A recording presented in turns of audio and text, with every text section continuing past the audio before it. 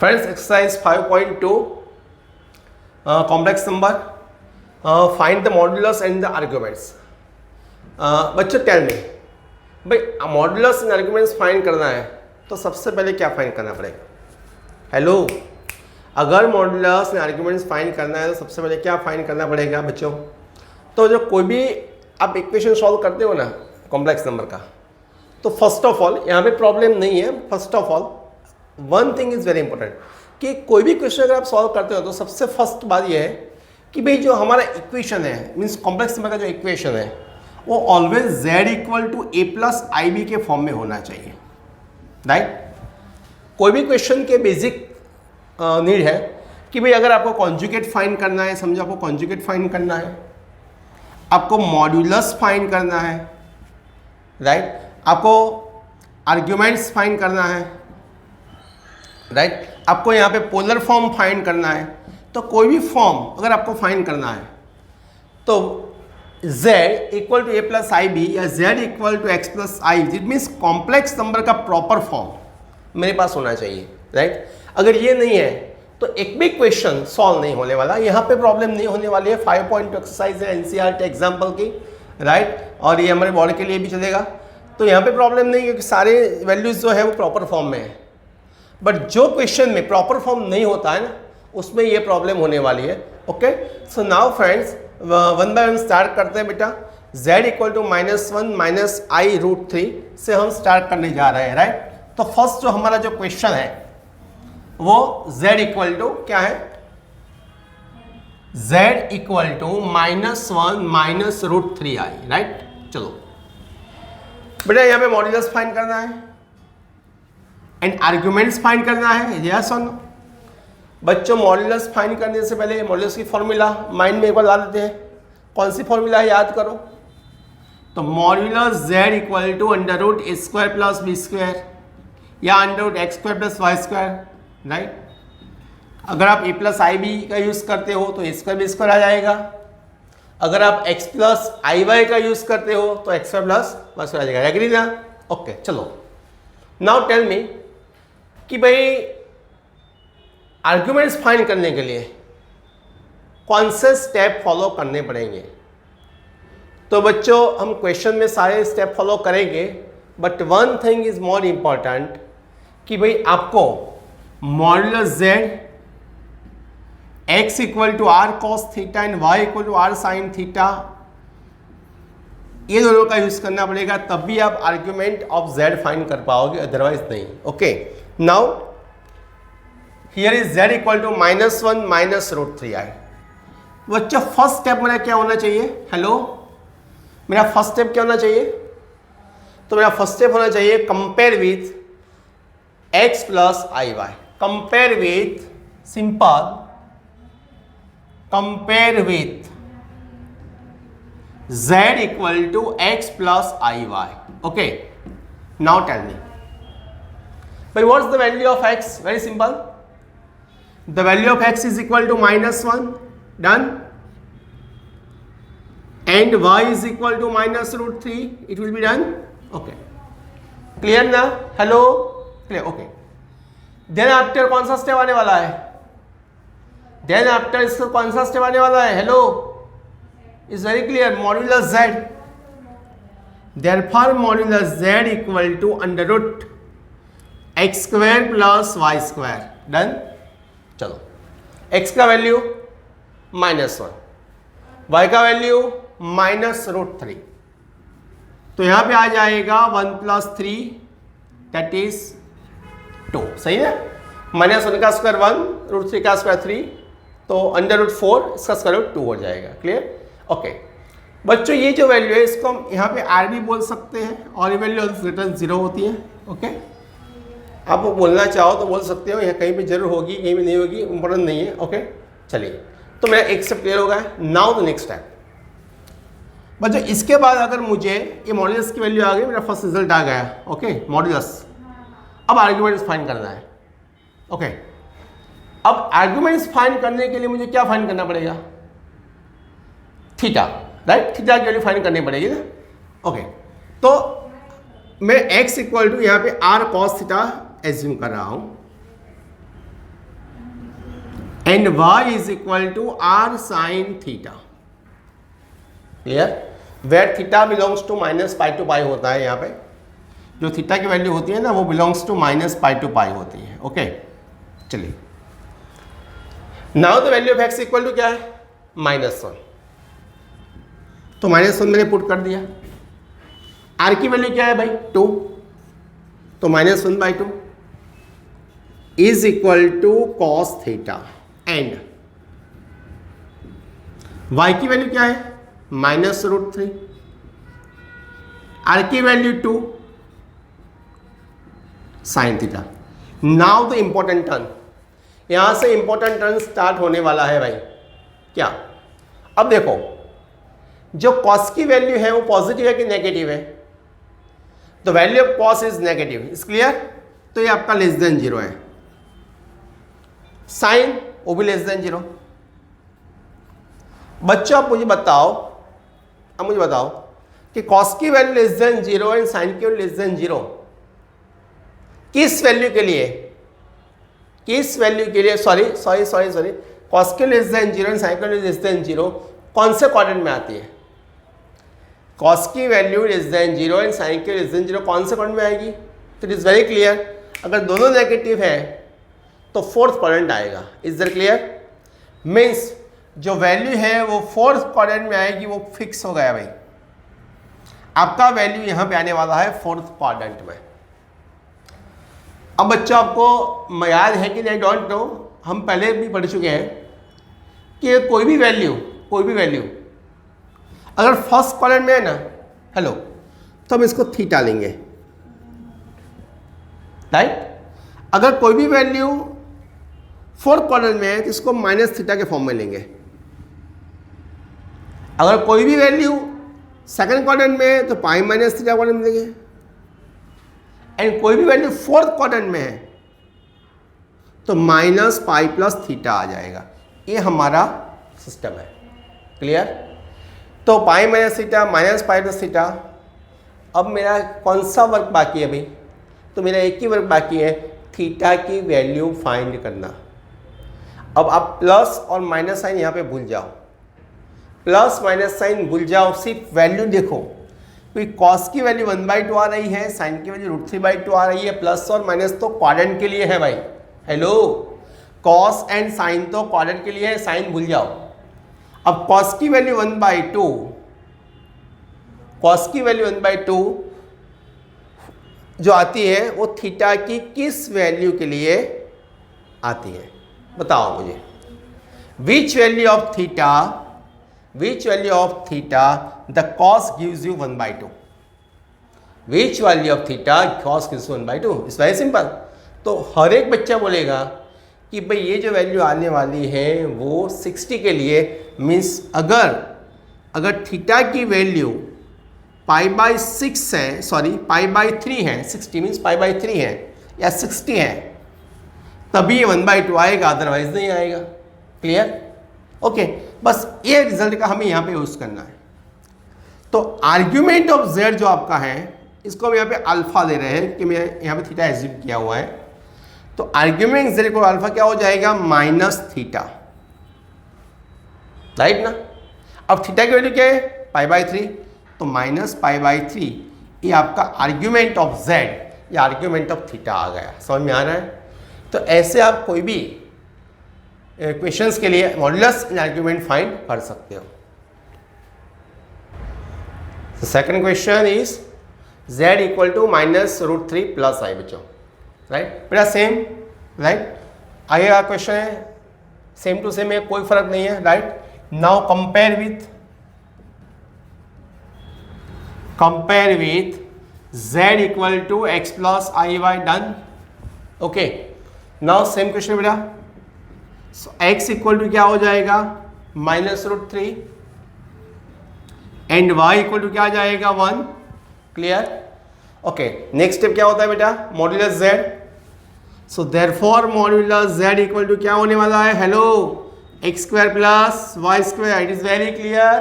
Okay, the value of x² 3, y² 1, that is 2, done.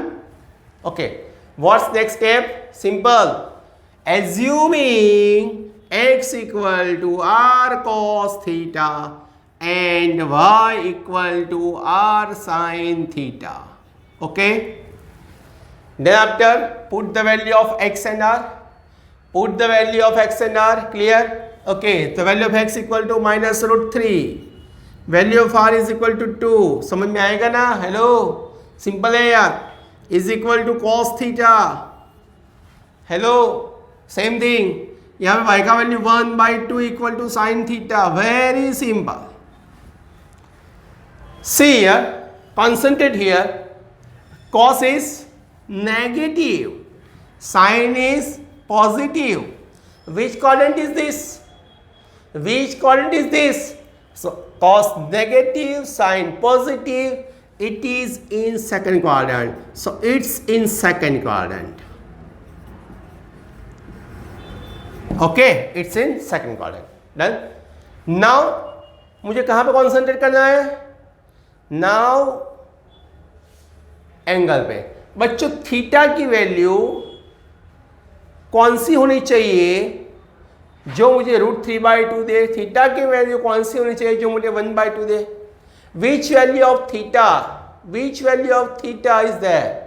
It's very simple. For sine function, if theta equal to pi/6 means 30 gives you 1/2.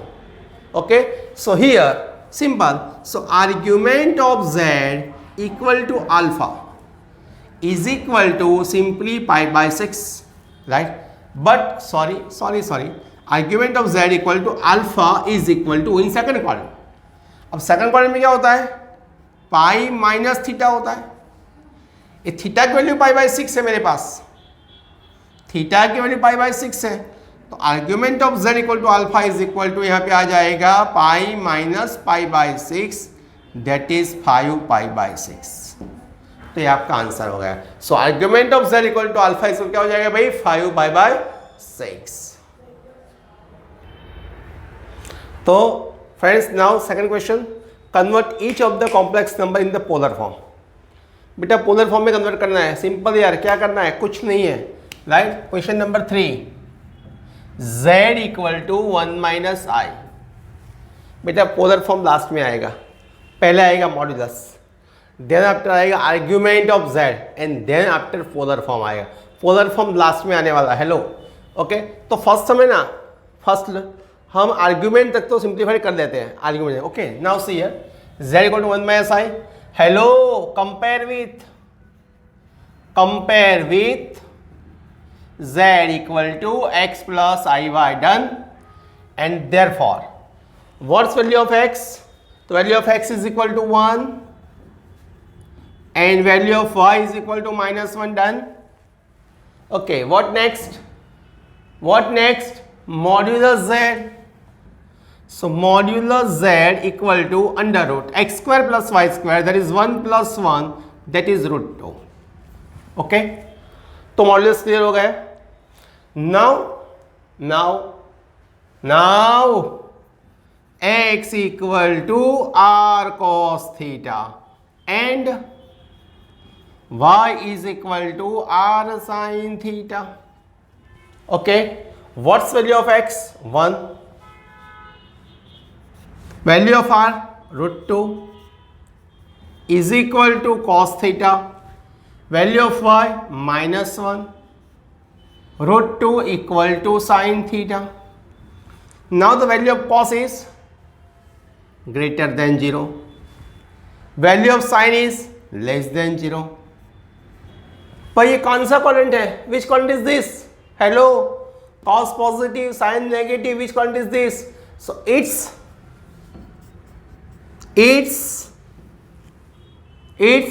fourth quadrant. Right, ये fourth quadrant हो गया. बच्चों अब हमारा next step जो है वो क्या होने वाला है? तो नेक्स्ट स्टेप हमारे पास है कि भाई थीटा की वैल्यू मुझे फाइंड करनी पड़ेगी. बट थीटा की वैल्यू मैं कौन सी ले सकता हूं? यहाँ पे आप सोच सकते हो, hello the value of theta is, तो बाकी सब भूल जाओ, प्लस माइनस साइन है इसको भूल जाओ. For which value of theta cos gives you 1/√2. For which value of theta cos gives you 1 upon the root 2. Simple. Okay, its value 5 by 4. Hello, it's pi by 4. It is not an argument of z, huh? It is not an argument of z, only theta. Okay, for value theta equal to pi by 4, it gives you 1 upon the root 2. Now, argument of z is, hello, so argument of z is equal to, भाई मैंने draw करके दिखाया था, आपको याद करो कि first quadrant में है तो थीटा, फोर्थ में है तो माइनस थीटा, यहाँ पे है तो पाई माइनस थीटा, यहाँ पे है तो माइनस पाई प्लस थीटा. तो फोर क्वाड्रेंट, तो argument of z is equal to minus theta and that is minus pi by 4. तो ये आपका आ गया आर्ग्यूमेंट ऑफ z. सही है ना? तो यहाँ तक को सब ओके है. बेटा मुझे इंटरेस्ट किसमें है? तो we have interested to find polar form, right? मुझे तो पोलर फॉर्म में इंटरेस्ट है यार. अब पोलर फॉर्म की फॉर्मूला क्या है? सिंपल है. पोलर फॉर्म एक फॉर्मूला है, दूसरा कुछ नहीं है. So the polar form is, hello, the polar form is equal to r in bracket cos theta plus I sin theta. It is the formula for the polar form, right? Z equal to r cos theta plus I sin theta. Now simply put the value of r and theta in this equation. Okay, so the value of r is equal to here root 2. Clear? So write here root 2 cos, the value of theta is equal to minus pi by 4 plus I into sin minus pi by 4. It is the polar form. It is the polar form of the given complex number.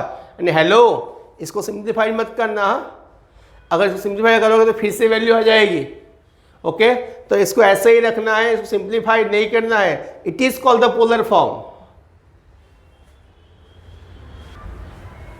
Hello friends, now question number 4, where z equal to -1 and plus I. बच्चों same question है, ये यानी सिर्फ coordinate का difference हो जाएगा और कुछ नहीं है. ओके, सही है. Compare with, sorry, compare with z equal to x plus iy.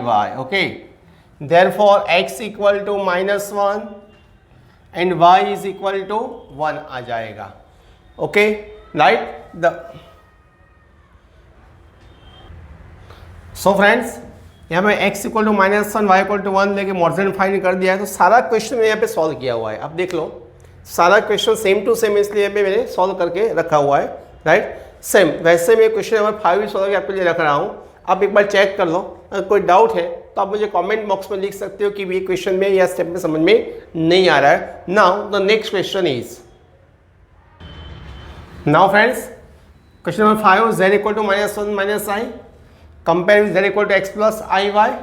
Therefore x equal to -1 and y is equal to -1. Now first find z modulus z equal to r and the conjugate.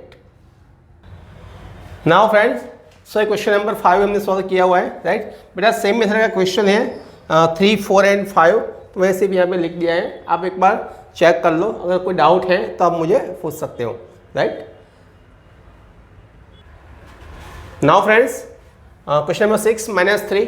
बच्चों सब question में एक ही method होता है, right? So right here first -3 z equal to -3. और बेटा -3 को -3 plus 0i लिख सकते हैं. Hello, right?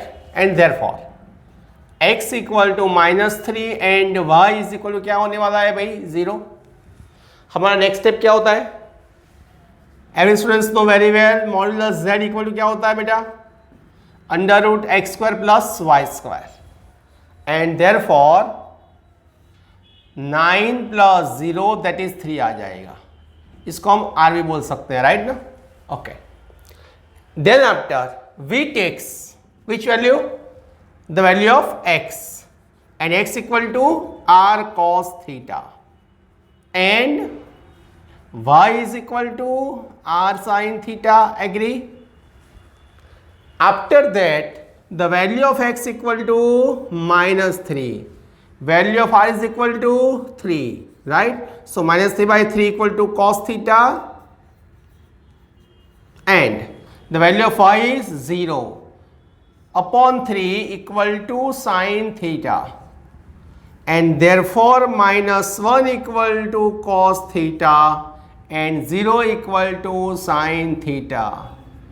Here little twist, here little twist is there. Which twist? तो बेटा ये जो वैल्यू है किसी कॉर्डिनेट में नहीं है. This value is not in the any coordinate, it is on the axis. It is on the axis. So cos negative and sine positive भी एक कौन से एक्सिस पे आता है? cos negative and sine positive, तो ये वैल्यू आएगी cos that is x, sine that is y. Means x की वैल्यू यहाँ पे आ रही है, आपको समझो यहाँ पे जो वैल्यू आ रही है वो x की आ रही है. तो x की वैल्यू कहाँ पे आएगी? तो x की वैल्यू आएगी x एक्सिस पे, और ये आएगी यहाँ पे मीन्स कि a डैश पे आ जाएगी. यस और नो? तो cos negative and sine 0 it's on point a dash. अब बच्चा बस बताओ कि भाई a डैश पे थीटा की वैल्यू क्या होने वाली है यार? तो a डैश पे थीटा की वैल्यू होने वाली है theta is equal to pi, right? तो यहां पे थीटा इक्वल टू पाई, तो यहां पे argument of z equal to alpha equal to theta दोनों सेम होने वाले हैं पाई. भाई मेरे पास अल्फा और थीटा आ गया, मेरे पास r की वैल्यू आ गई, मुझे क्या फाइंड करना है after all? Polar form. So the polar form is z equal to r in bracket cos theta plus I sin theta. So the value of r is equal to 3. Cos theta is equal to cos pi and plus I sin pi. Okay बेटा simplified मत करना इसको, तो फिर से value आ जाएगी तो polar form तो बचेगा ही नहीं. Now friends, compare with, hello, next question, compare with z equal to x plus iy, and therefore modulus z equal to under root x square plus y square equal to under root 3 plus 1 under root 4 is equal to 2. Then x equal to r cos theta and y is equal to r sin theta. Now put the value in this equation. So root 3, now cos theta is greater than 0, sin theta greater than 0. So both value are positive. So tell me for which value of theta v gives 1/2.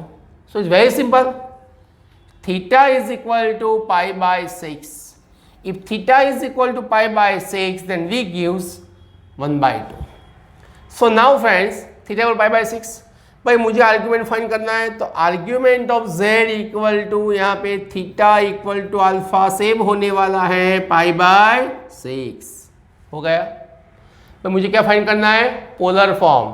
So the polar form is z equal to r in bracket cos theta plus I sin theta. The value of r is equal to 2.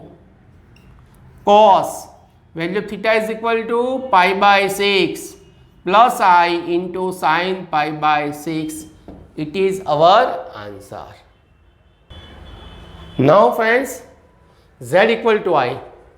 बेटा ये भी question का different question है.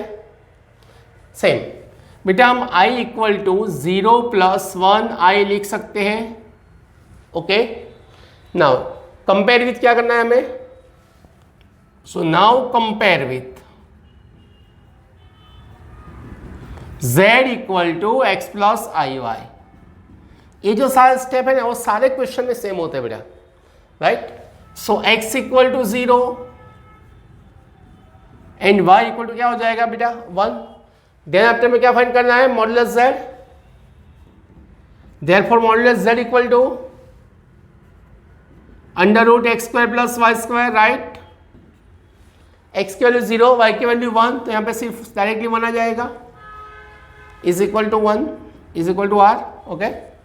Now the value of x equal to क्या लेना है हमें, so the value of x is equal to r cos theta and y is equal to r sin theta. चलो भाई x की वैल्यू मेरे पास क्या है भाई, 0, तो यहाँ पे 0 इक्वल टू कॉस थीटा होने वाला है, हेलो। y की वैल्यू 1 है, r की वैल्यू 1 है, तो 1 इक्वल टू साइन थीटा होने वाला है। अब आप मुझे बताओ, साइन की वैल्यू 1, कॉस की वैल्यू 0, यूनिट सर्कल पे कहाँ पे आने वाली है, साइन की वैल्यू 1, कॉस की वैल्यू 0, यूनिट सर्कल पे कहाँ पे आने वाली है, हेलो, यहाँ पे आएगी, मीन्स बी पॉइंट पे आ जाएगी।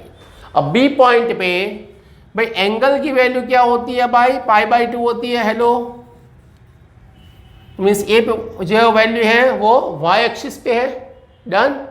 देन आफ्टर मुझे क्या फाइंड करना पड़ेगा, क्या फाइंड करना पड़ेगा, argument of z, argument z equal to alpha equal to theta, यहाँ पे सेम है, तो π/2। अब हमारा लास्ट स्टेप जो है वो पोलर फॉर्म होता है, तो पोलर फॉर्म